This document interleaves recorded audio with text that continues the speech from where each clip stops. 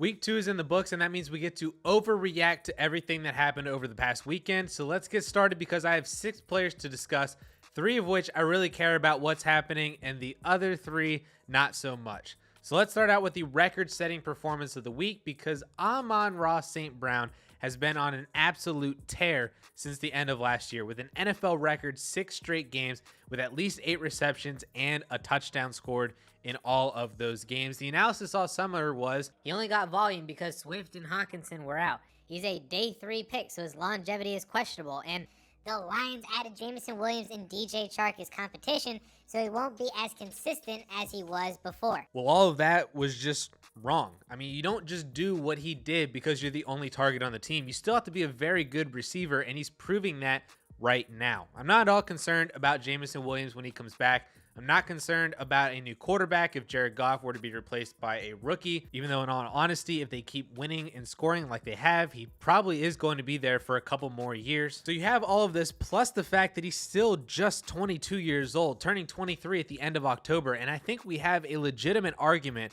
for a Dynasty wide receiver 1 right now. He was already the wide receiver 17 in September DLF ADP, and based on the start of this season, I don't think it's unreasonable to put Amon-Ra ahead of guys like Deontay Johnson, DK Metcalf, and DJ Moore just outright. Then it just becomes an age argument from there with guys like Tyreek Hill, Devontae Adams, and Stephon Diggs, who are all still producing and are all still fantastic. But Amon-Ra is at least 6, 7, even 8 years younger than all of those guys. And if he continues this kind of production, that move might be a smart dynasty move to make as of right now. I really think we're seeing the beginning of a long, amazing NFL career for Amon-Ra St. Brown and potentially seeing another Jarvis Landry, Stephon Diggs, OBJ, another Reggie Wayne in the making, and even buying him now on what may seem like a buy high today might just be a buy low by the end of the year. Speaking of another receiver that I actually want to buy low on right now, it's Bears wide receiver Darnell Mooney. Listen, this Bears offense is so bad. But what we've seen so far is actually a near historic phenomenon. Darnell Mooney has 5 total targets in 2 games, just 5, and yet has a higher target share than Mike Williams, Juju Smith-Schuster, Terry McLaurin, T. Higgins, and Elijah Moore. Think about that. 5 targets, yet a higher target share than all those receivers who have double-digit targets so far in the season. That's because Justin Fields has literally thrown the ball 28 times in just 2 games. That's it.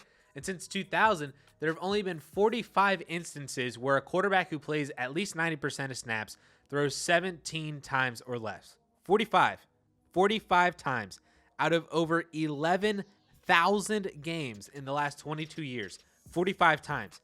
And Justin Fields has done it now twice in a row. Actually, funny enough, the last time and the only time that a quarterback has thrown 17 times or less in 2 weeks in a row was actually Mitch Trubisky on the Chicago Bears in his rookie 2017 season. But after those 2 weeks, Trubisky averaged over 31 pass attempts per game. So this is not a sustainable offense for the Chicago Bears. Fields is not going to attempt under 200 passes this year, and Darnell Mooney is not going to average 2.5 targets a game. So go out there, find the Darnell Mooney manager in your league, and go get Mooney on the cheap. You can offer a 2023 second-round pick for him. Give him Chase Claypool. Maybe he'll take Ezekiel Elliott if he needs a running back. Or you can offer him the next player that I want to talk about right now, and that's Clyde Edwards-Helaire, because I don't care what CEH has done over the past 2 weeks for fantasy. He is a huge sell for me in both Dynasty and Redraft right now. While from a raw fantasy point standpoint, CEH has done pretty well so far, scoring 22 and 15 points. You've been really happy with those numbers if you started CEH in either week in your starting lineup. However, if you dig into his numbers, it actually paints a picture of over-efficiency on very limited volume, because even though he's a top 5 back in scoring right now, he's had the least amount of opportunity out of any running back inside the top 30 that's played both games so far. He's actually seen the same number of opportunities as Chase Edmonds, who's currently the RB 43, and he's seen less opportunities than Tony Pollard, Jeff Wilson, and both Jets running backs, all of whom are currently outside the top 20. In fact, the only difference statistically right now between Clyde Edwards-Helaire and the RB 29 Michael Carter is basically just 2 touchdowns. That's it. He's averaging almost 8 yards per carry, almost 11 yards per reception, and he scored twice, actually both in the same game. That's the only reason that he's an RB1 right now. He hasn't even played on more than 45% of snaps in a game yet, and if you still have CEH, this is the best sell window in Dynasty that you've ever gotten since his value has plummeted at the start of the year. So don't wait another week to use his fantasy production in your lineup.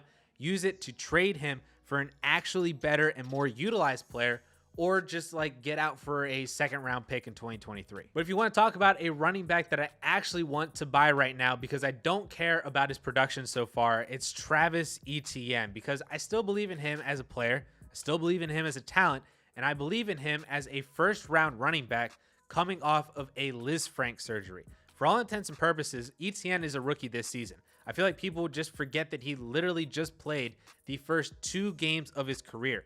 And I've seen a lot of panic about his usage, about James Robinson, and just overall not being the player that you thought you were getting when you traded for him or drafted him this summer. Sure, I'm a little disappointed in what we've gotten to. I think it's all right to be disappointed in what he's given us so far, but I'm not worried yet. I'm not panicking at all. Through 2 games, he's seen 20 opportunities, which is coincidentally just 2 fewer than Clyde Edwards-Helaire has, and his rushing workload has increased from week 1 to week 2, and his receiving output has been great on the receptions that he's had. Additionally, if you watched his performance in week 1, he was literally a drop and an inaccurate throw away from 2 touchdowns, which again is the difference right now between him being down at RB38 and him being at RB9 right next to Kareem Hunt and Miles Sanders through these first 2 weeks. If he scores those 2 touchdowns, we're having a wildly different conversation about Etienne right now, and everyone would be so excited that he's doing everything that we expected him to do. And I don't know about y'all, but I expected James Robinson to be involved in this offense all year, like a 175 plus touch part of this offense, which is exactly what he's doing. The upside with Travis Etienne was always in the passing game, where if he still got 125 carries, but he got an additional 75 targets, there's almost no way that he wouldn't be a top 15 running back for fantasy, if not even an RB1 if he scored enough touchdowns.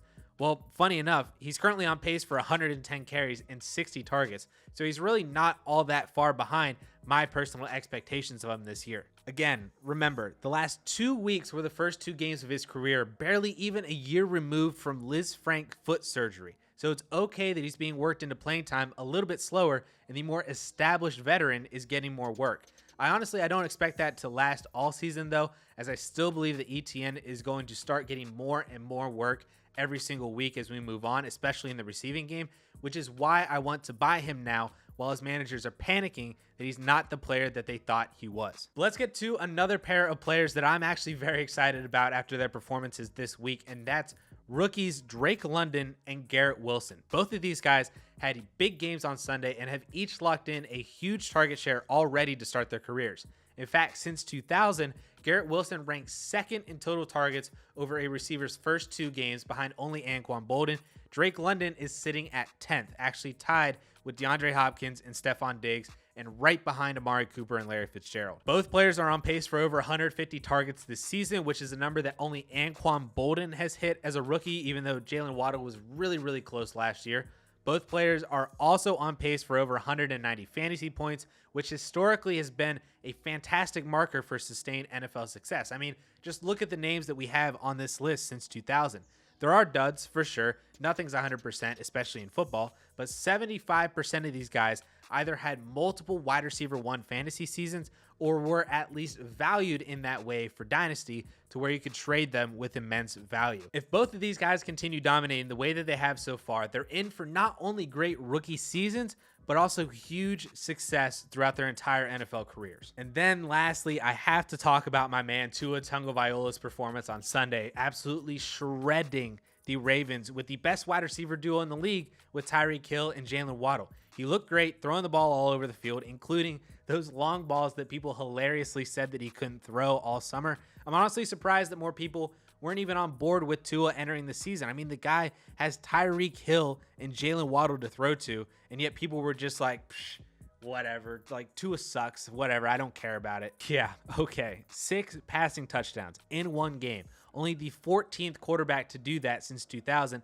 and the first to do it from the 2020 class. So take that, Joe Burrow and Justin Herbert. Okay, obviously he's not going to do that every single game, but we've seen the upside now. I told y'all all summer long how huge it was for Tua to get Tyreek Hill, that his speed just opens up so much for this offense, and what they can do. And it's insane that Tyreek being there as the wide receiver 1 made Jalen Waddle a team wide receiver 2, is probably better than over half of the league's wide receiver 1. This offense is going to be so fun to watch because there's going to be so many more 50-plus yard touchdowns where Tyreek or Waddle just bust coverage because they're faster than everybody on the field, and Tua is going to reap those benefits. He's in for a fantasy QB1 season, and with the way the 2021 QB classes look, the way Aaron Rodgers and Russell Wilson have looked, and even with Dak Prescott missing some time, I wouldn't be surprised if Tua is a top 10 dynasty quarterback sooner rather than later. And if you're interested in hearing about some more players for week 2 or some moves that you should be looking to make in your leagues right now,